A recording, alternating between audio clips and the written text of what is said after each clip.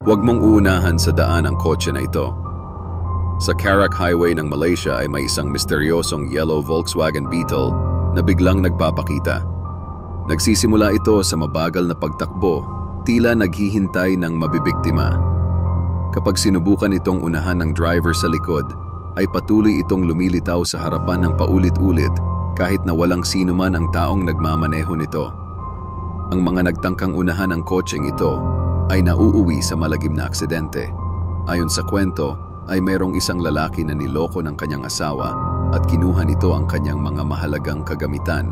At dahil sa galit, ang lalaki ay napilitang magmaneho ng sobrang bilis upang hanapin ang kanyang asawa at hanggang sa ito ay mawala ng kontrol sa sinasakyan na nauwi sa mapait na insidente.